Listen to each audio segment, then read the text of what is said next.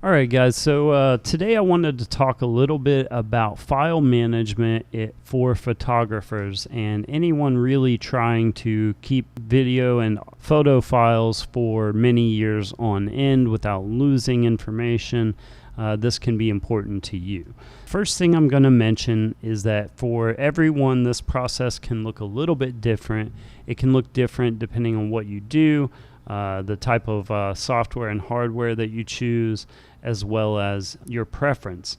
So to say that there's a one-size-fits-all approach is not correct. However, there are some things that I've picked up over the many years I've been doing this that have helped me tremendously over the years. Now, the first thing that I can't stress enough is that, everyone should have a backup system set in place. It doesn't matter if you do it manually or you use some kind of software or whatever.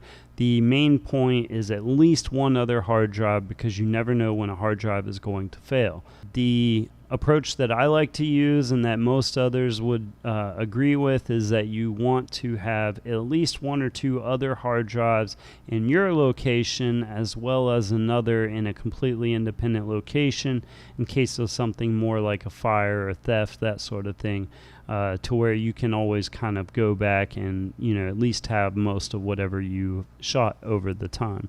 So this can be very important for anyone who takes on clients, anyone who spends a lot of time and money going out doing photo shoots for themselves or for other people. Now, in some cases, you are actually legally responsible for holding on to files for clients, but that would be something you want to put into a contract when you start into client work. However, for the most part, it's just a good practice to go by. Now, I do generally suggest that most people do need to be able to shoot 2 card slots on their camera just for redundant purposes. I have had at least 1 or 2 cards fail completely, as well as a couple times where just certain files start to fail and will not import into the computer. Usually that can be fixed by pulling the second card and getting those problematic files from the second card. So it is something that I highly recommend.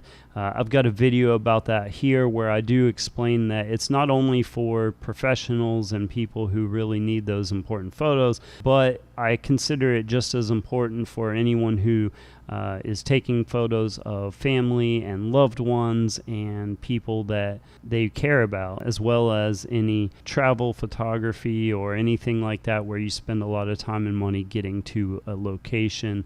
Most photos that you'll take in your lifetime are irreplaceable. It's not easy to reshoot a photo or photo shoot and get the same results. It's just not really possible in most situations.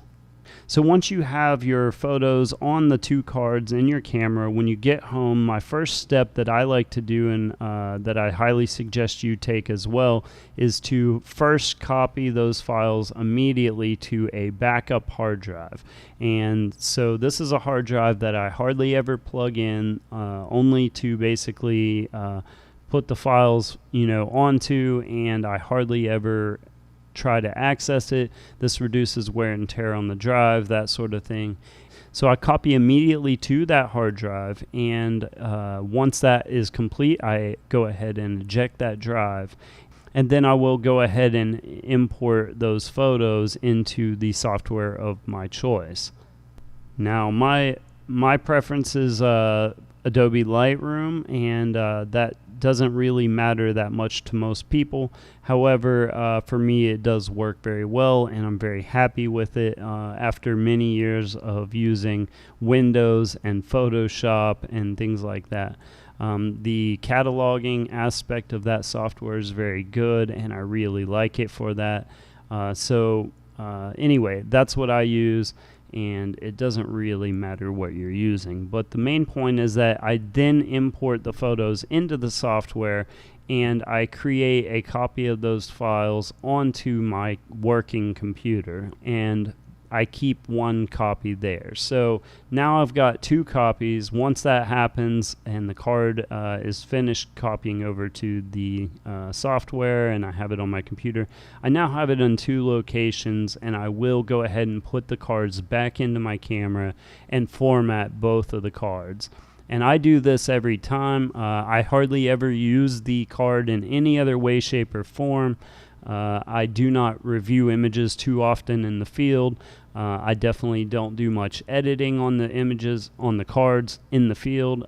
So basically, the theory, of course, being that the less that you access the files and mess around with that and use that card for other cameras on the computer and that sort of thing, the better off that you are, and the more likely that your card will not corrupt and that sort of thing.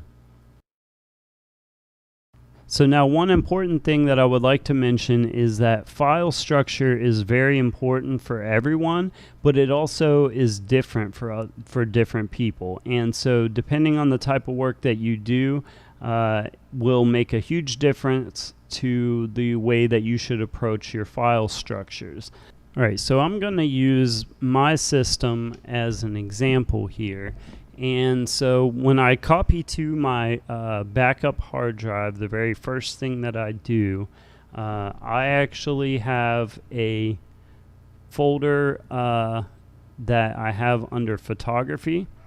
And in there, I have a folder called New Imports. And the reason I like to do this is that I actually am very harsh on my photos as I go through them initially. And so what I like to do is keep those files for about a year or 2 and then re-import them and just make sure I didn't miss anything. And so they will be kind of all mixed together in this one folder here. And so what I like to do is to put the location. And so I've been in Pucallpa, Peru this year, and so basically I will put that first, and then I will put the date in the year, month, day format, which is best in most cases, because the software for Windows will actually sort the dates properly for you and make it easy for you to be able to find things that way. And then optionally, I like to put a description at the end from time to time, just to make it easier if I ever go in and try to find the files manually in Windows. So now that is actually not what I generally do, because the most important files that I have are going to be in my Lightroom catalog and on my computer directly. So again, I like to eject those hard drives immediately and put them through as little wear and tear and use as possible. And occasionally, every couple years, I like to sort of retire a hard drive, buy a different, newer one, and sort of use that as my working drive.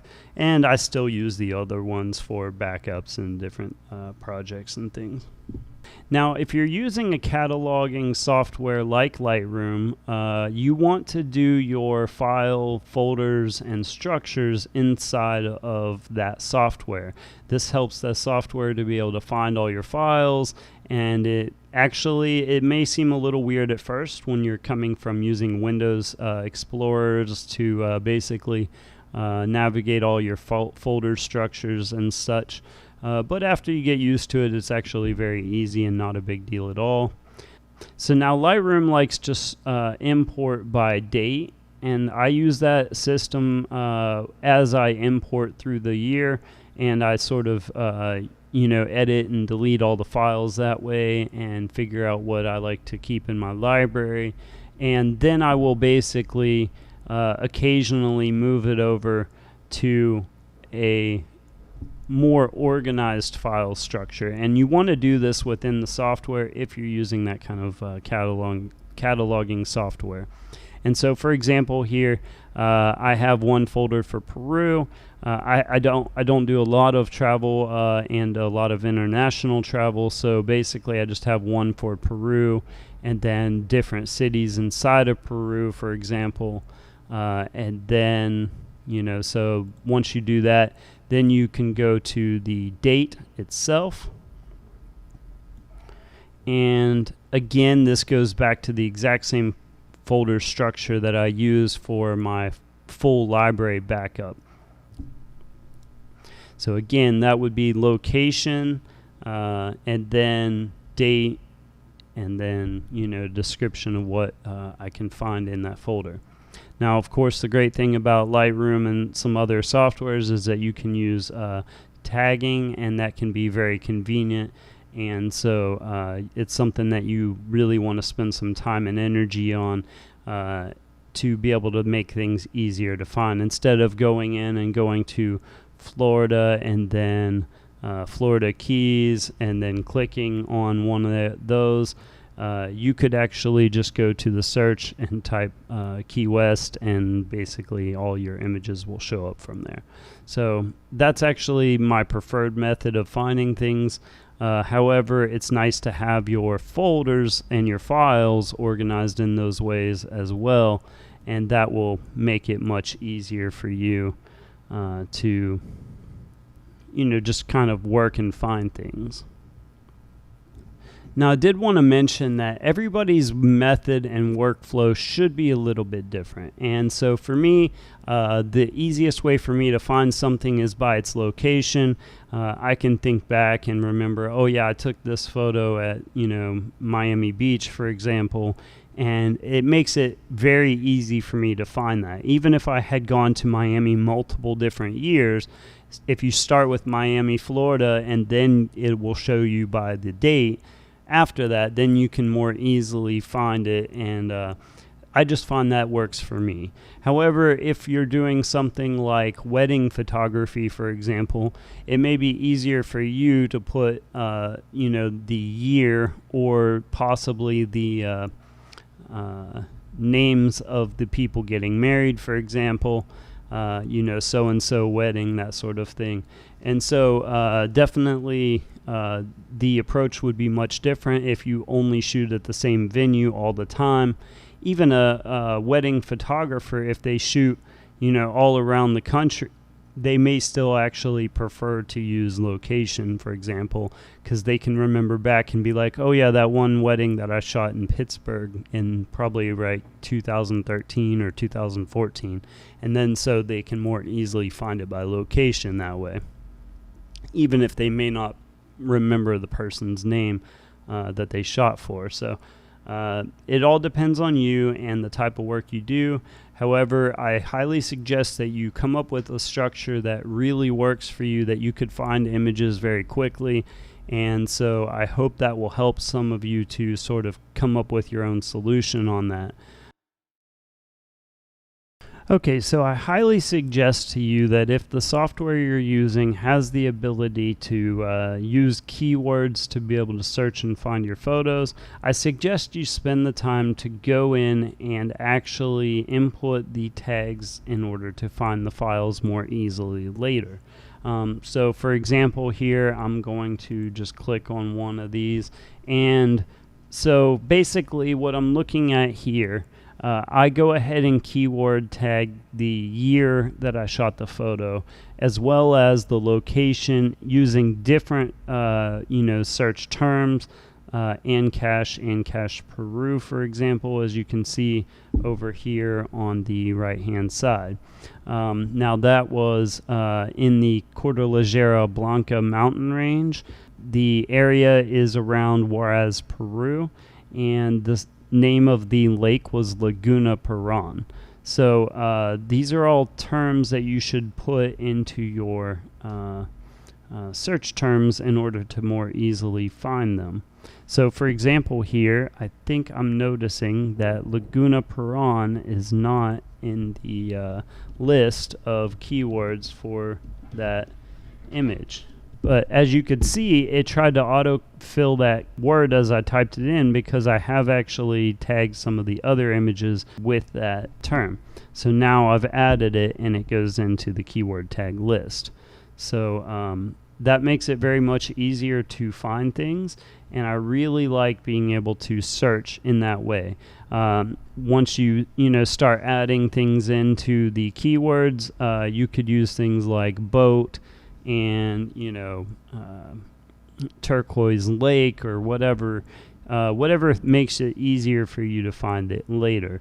Now, I would mention that these are not the same keywords that I would use if I were to upload this image for stock photography or anything like that, because you don't want to basically spam keywords when you start uploading online. So that's just something I would keep in mind and mention there. I do notice here that South America is not put into the keyword. Lightroom likes to give you photo suggestions here, and I think that's pretty cool.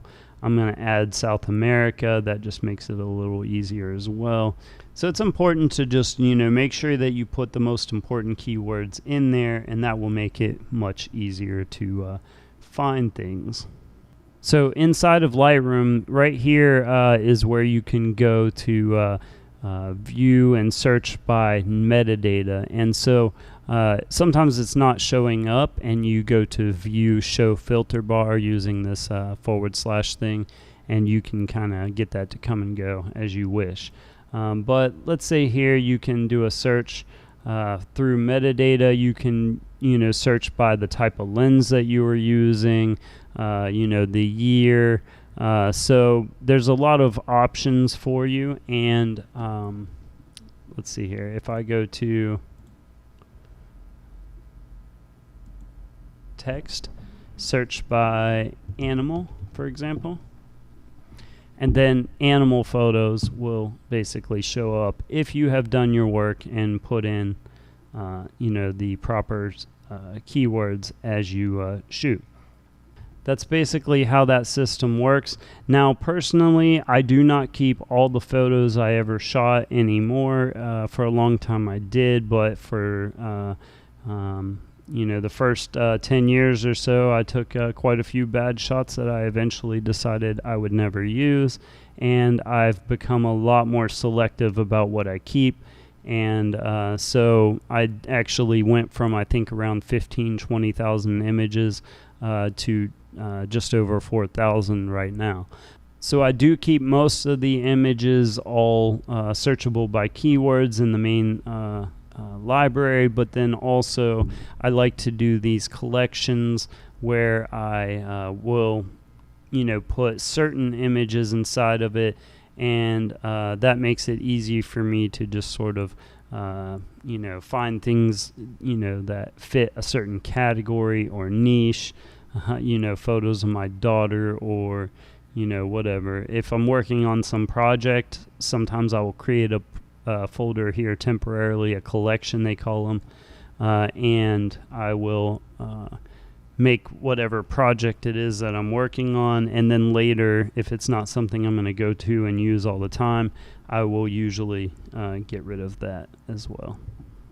So I do find it important to be very organized and to be very thoughtful in your approach to your files.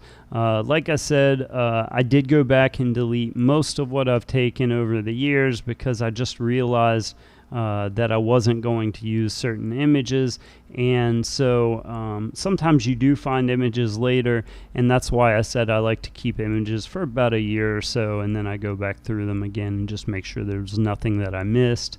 And also as you get better at your photography and you improve over the years, you start to have images in your back of your mind of what you have in your image library. And so if I'm taking a shot, if I'm considering taking a shot that really wouldn't add to my portfolio in any way, like if it's just the same old image, maybe it's just too flat or it's too boring or the lighting's not good enough, etc., I often just don't take the photo anymore. And that could be a positive or a negative depending on how you look at it. However, it has helped me to improve as well as to be more thoughtful about what I want to shoot and why.